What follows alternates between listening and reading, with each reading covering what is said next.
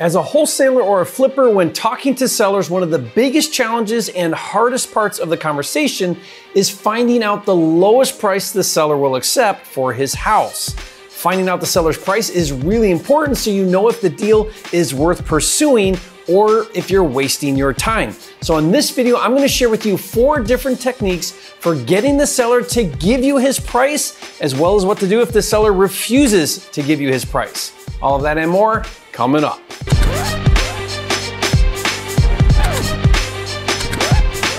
For a limited time, you can get a free copy of Jerry Norton's Deal Analyzer software, which runs the numbers on any property for you in seconds. Get it now at mydealanalyzer.com. If this is your first time here, my name is Jerry Norton. I've been a full-time real estate investor now for almost 18 years. Amongst other things, I specialize in flipping houses all across the country and have helped thousands of new investors get into the game of flipping and create 6-figure and even 7-figure incomes. If you want to learn how to flip houses so you can live your dream life, be sure to subscribe to my channel and click the bell icon to get notified when new videos are released. If you talk to any pro wholesaler, they will all tell you that the deal of a lifetime comes around every few months.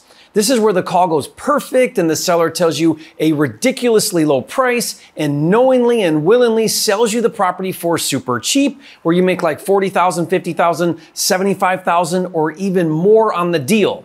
Now, I just did one of those deals where I made $85,000 wholesaling a house that only took about an hour of my time. As a wholesaler, when you log in a lot of hours talking to sellers and going on appointments and making offers, and after a lot of rejection, it's a magical and a beautiful thing when you get lucky and land that perfect home run deal. It's like heaven is rewarding you for all of the work you put in, and the way to get a home run deal like that is actually pretty simple.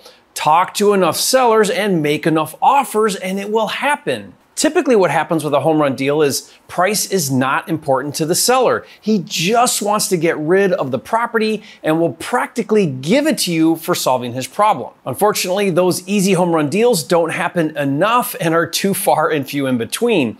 What normally happens is price does matter and the seller does want the most he can get for the property, and 9 out of 10 sellers you talk to are not motivated and want more than you can pay for their property. Nothing is more frustrating than spending time on the phone or, heaven forbid, going on an appointment only to find out that the seller wants way too much and you're not even close to being on the same page. So first and foremost, never forget your job is not to create a motivated seller by convincing him to sell you his house at a discount, but rather your job is to uncover an already motivated seller who is ready and willing and eager to sell you his unwanted property at a discount. There's a huge difference.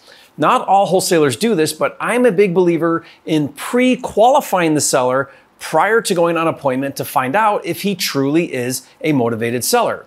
How do you know if the seller is truly a motivated seller? There are 4 things to look for and identify. I first learned this years ago from my friend and pro wholesaler Brent Daniels, who calls these 4 things the 4 pillars of a motivated seller. Now, I'll briefly describe them, but for an in-depth breakdown, be sure to check out a video where I explain the 4 pillars in detail. I'll put the link to that video in the description box below, and you can check it out later. The first pillar is condition, meaning is the property in some kind of disrepair. It can be as little as carpet and paint or as much as a gut job and anything in between. But in order for the seller to be motivated, the property needs to be in poor condition. Now, the second pillar is timeline. Does the seller need to sell the property sooner than later? The more urgent to sell, the more motivated to sell at a discount. If there is not enough urgency and the seller has a lot of time to sell the property, he won't be very motivated to sell at a discount. The third pillar is a compelling hardship or a compelling problem that is going on where the seller desperately wants to get rid of the property. In other words, the seller would rather have peace of mind than equity and will eagerly sell the property at a discount in order to get rid of his unwanted property. And the fourth pillar, which is often the toughest, is price. Is the seller willing to take a low price for the property? And the thing is, price can be a deceiver, meaning the seller will tell you a high price when he, in fact, will take a much lower price. Like my good friend and pro wholesaler Cody Hoffine always says, if the first 3 pillars are there, Usually the fourth pillar, price, is there too, even if the seller tells you a higher price at first. That means if you identify that the property is in poor condition, the seller has a short timeline to sell, and there is a compelling problem going on in his life, then more than likely the seller will take a low price, even if he initially tells you a higher price. And since price is the hardest of the four pillars to uncover, and because price is often a deceiver, and because we don't want to even talk about price until after we've pre-qualified the seller by uncovering the first three pillars, many wholesalers either postpone or avoid talking about price, and as a result, waste a lot of time with unmotivated sellers, or they are really intimidated and insecure when talking about price, and that lack of confidence is communicated to the seller. It comes through in your energy and in your tone and in your way of being, and as a result, it's hurting your conversions. So let's discuss how to naturally and confidently get the seller to share with you his price. I have 4 pro tips to help you, but first I want to make sure you understand how important it is that the seller gives the price first. You want to make every attempt to get that seller to name his price first. Remember the old adage, he who names the price first loses. Of course, some sellers know that too and will want you to give your price first. So I'll also share with you what to do when that happens, so keep watching. Okay, pro tip number 1 is to use the first 3 pillars to build a case for a low price. Now I refer to this as planting seeds for a low price. Once you uncover that the property is in poor condition, the seller has a short timeline, and there is a compelling problem going on, use that information to position the seller to accept a low price. For example, when it comes to condition, it's a big deal that the property needs fixed up. Be sure to point out how much it will cost to fix up. For example, Mr. Seller, one of my investors just did a new kitchen with cabinets, countertops, and appliances. Do you have any idea how much it costs these days for a totally new kitchen? Oh, you don't know? Can you believe it cost $20,000 and they had to wait 16 weeks for the materials? Now, the seller is thinking, $20,000 just for the kitchen? I can't imagine what it's going to cost to do the whole house. I don't have $20,000 and he had to wait 16 weeks? I can't wait that long. I don't even know who I would hire to redo the kitchen. By planting those seeds, you are mentally preparing the seller to accept a low offer. With pillar number 2, the timeline, you might say, Mr. Seller, I don't know if you know this, but do you know how hard it is to close in 2 weeks? Not many people can pull that off. I'm not even sure I can. Again, planting the seeds that it's a huge value to close quickly and deserving of a low price.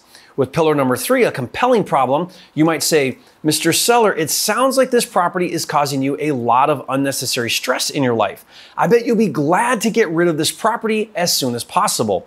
Imagine how good it will feel to get rid of this property. Okay, so I hope you can see what I'm doing with these examples. I'm using the 3 pillars to showcase the pain and the discomfort of repairs, the value of closing quickly, and the stress this property is causing that seller. By doing so, I'm highlighting why this property should sell for a big discount.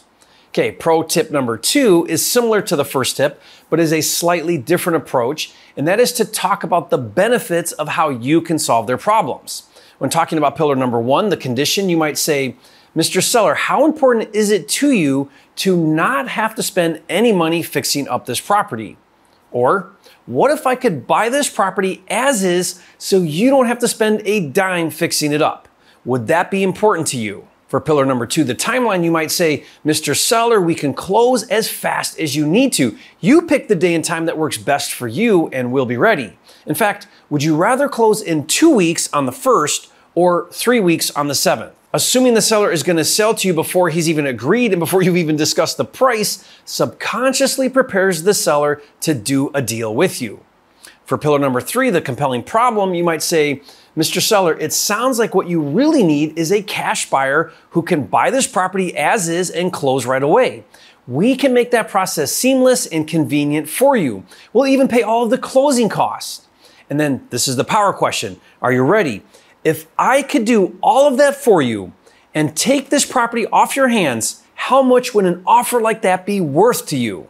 Or after explaining the benefits, say, what price would you want for the property if I could do all of that for you? Then be quiet. By setting up that question after pointing out all the benefits, you draw out the seller's price and you position him to accept a low price. Pro tip number 3 is my favorite technique, but it only works with savvy sellers who are analytical or very objective and are unemotional about the property. For example, tired landlords who are burned out from renting the property. This technique is to build a case for a low price by using relevant comps that recently sold in the same neighborhood in similar condition. Now, you'll need to do your homework and be prepared, but ask the following question. Mr. Seller, what are homes similar to yours in the same condition selling for in your area? Do you have any idea? Oh, you're not sure? Well, I'm looking at sold homes right now on Zillow, and there is a house 2 doors down from yours that is very similar to your house, and it just sold for $120,000. Do you know which house I'm talking about? Here's another one the next street over, just like your house that recently sold for $115,000. Using logic to arrive at a low price works really well, but only if the seller is level-headed, which many are not. Most are emotional, so only use this technique if it's the right personality. And finally, pro tip number 4 is another logical technique, and that is to back into the numbers. Let's say that the seller agreed with you that it would cost approximately $50,000 to fix up the house. You would ask, Mr. Seller, if you were to spend $50,000 and totally fix up this property, what do you think it would sell for? $200,000? Okay, great. Now to get $200,000, you would spend about 6% in commissions to a real estate agent and probably another 2% to cover closing costs, so about $16,000 in total closing fees. So if you spend $50,000 to fix it up to sell it for $200,000 and then pay $16,000 in closing fees, that would put you at a net of $134,000, correct? But don't forget, to get that, you have to find, hire, and manage contractors, which is not easy. There are delays and more than likely cost overruns, and all of that takes a lot of time and a lot of energy, and then you have to list it for sale and do showings and inspections, and it's just a lot of work, and it could take 6 to 9 months. If I could skip all of that and buy your house as is for all cash and even pay the closing costs and close as soon as you want, making it super easy and hassle-free, how much would that be worth to you? By backing into the numbers, you logically draw the conclusion that anything less than $134,000 is reasonable. And keep in mind, sellers are often reluctant to give you a price because they're afraid that you'll hold them to it. Here are 2 different ways to ask the seller his price in a non-threatening way. Option number 1, Mr. Seller, I don't want to waste your time. Give me a ballpark number of what price you would like. I won't hold you to it. I just want to know if we're in the same ballpark. Or another non-threatening way to ask the seller his price is to say, what is the magical price that if you got it, you would sell your property? So try that out. Let me know how that works for you. Okay, so what do you do when no matter what you ask, the seller just won't give you a number? That is going to happen, and when it does, don't stress about it. Don't keep forcing it or you will erode trust. Know when to stop asking. At some point, if the seller won't give a number, you have to give a number. When that happens, follow the low anchor rule. This is where you anchor with a really low offer to make sure that you don't leave any money on the table. It also gives you room to come up, and it usually evokes a response from the seller. So for example, let's say that you want to end up at $100,000. You might say, we're buying properties in similar condition as your house in the area for around $80,000. Is that kind of what you were thinking? When the seller comes back and says, well, no, I was hoping to get at least $120,000. You could respond by saying, listen, I really want to help you out. How about we meet in the middle and make it $100,000? And finally, what if at any time during the conversation, the seller gives you a market value price? Often this is the Zillow price. They might say, well, Jerry, Zillow says my house is worth $200,000, so I want $200,000 for my house. So how do you respond to that? Well, remember how price can be a deceiver. If the other 3 pillars are not present, then you clearly don't have a motivated seller. If you're licensed like me, offer to list the property for sale on market so you can earn a commission. Otherwise, get off the phone as soon as possible. If the first 3 pillars are present, then assume that the Zillow price they gave is a deceiver and they will take a much lower price. You could say something like, look, Mr. Seller, I'm going to shoot straight with you. I don't want to waste your time, and I'm really busy too. If you want $200,000, you can totally get that. You'll need to spend $50,000 in repairs and hire a real estate agent and pay $16,000 in closing fees, and all of that may take 6 to 9 months or longer, and you'll have to deal with all of that time and hassle. Or I can make the whole process simple and fast. Like I mentioned, I can buy your house as is for all cash, cover all the closing fees, and close quickly. But after factoring in a modest profit for all of the work involved, I would need to be in the ballpark of $100,000, which honestly is a really fair deal to you, and I'd love to help you out. If that's something you would consider, let's get a deal done. If not, then I wish you the best of luck. I once had a seller start out with a Zillow number, and because the first 3 pillars were there, the seller ended up coming down $250,000, and we got the deal done. Now, one final thought. None of these tips or techniques will work if you're unable to build a relationship of trust with that seller. I say this as often as I can. People do business with people who they know, like, and trust. So let me give you some free resources to help you when talking to sellers. Be sure to get my word-for-word motivated seller scripts, as well as my word-for-word cold calling scripts. Included with that is a guide with 20 powerful phrases to say to sellers to help build trust. Best of all, I'll give you all of that for free. I'll put the download links in the description box below for you. And if you found this video helpful and you plan on using these techniques, leave a comment and say, "Thank you, Jerry, you are a flipping genius."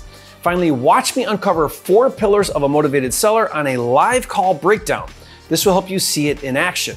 Watch that video now, and if you haven't yet, be sure to subscribe to my channel. With almost 800 videos, this is the #1 channel on YouTube for all things flipping, and I'll see you on the next video.